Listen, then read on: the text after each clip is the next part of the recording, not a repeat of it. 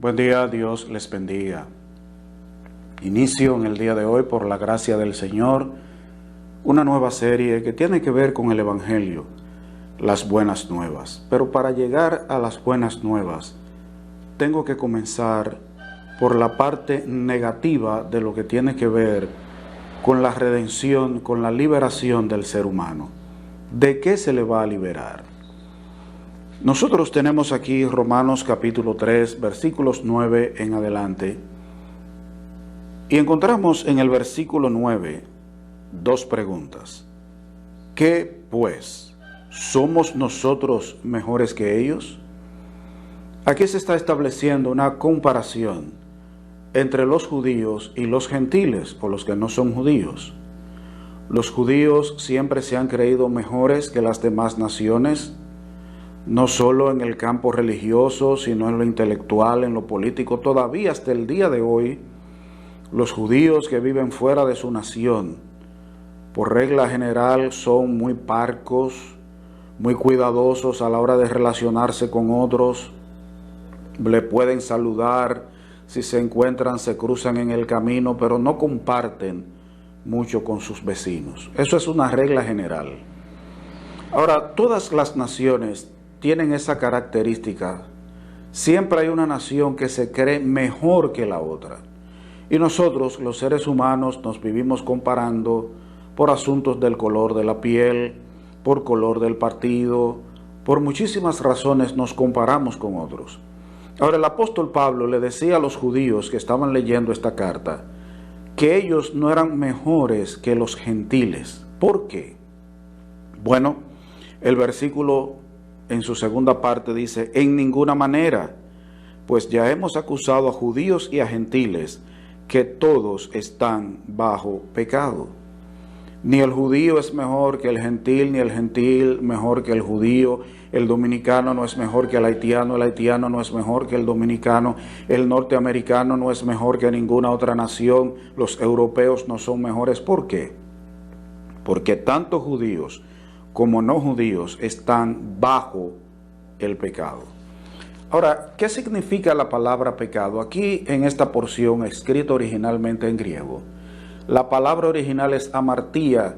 Esa palabra en el griego antiguo significa un error trágico, un error fatal, un fallo, un defecto, pecado, errar, equivocar, no dar en el blanco. Fíjense las connotaciones.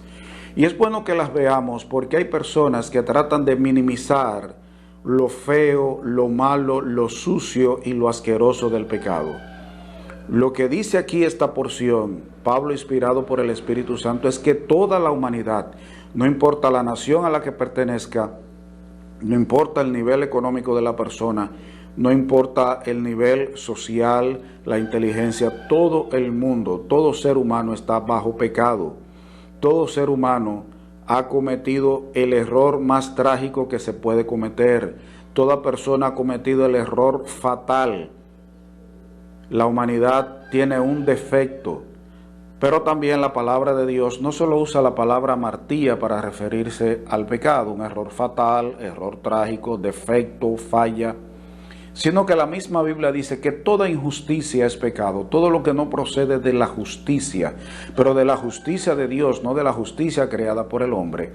Todo lo que no pertenece, todo lo que no es de justicia es pecado.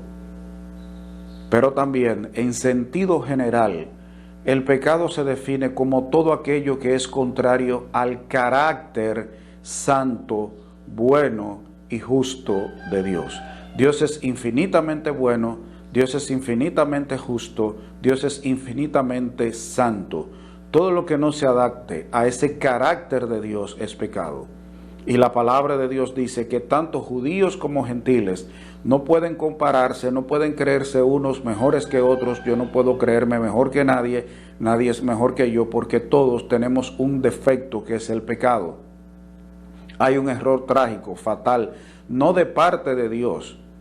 No es que Dios nos hizo así, es que nosotros escogimos desobedecer, ser rebeldes a Dios. Y eso se ve en la vida diaria. Todo judío gentil está bajo el pecado. ¿Y qué dice Romanos 3:23? Un versículo muy conocido. Por cuanto todos pecaron, toda la humanidad está bajo pecado. El pecado entró al mundo por un hombre, dice la palabra de Dios, y ese hombre es llamado Adán, la cabeza de toda la humanidad, el representante de toda la humanidad.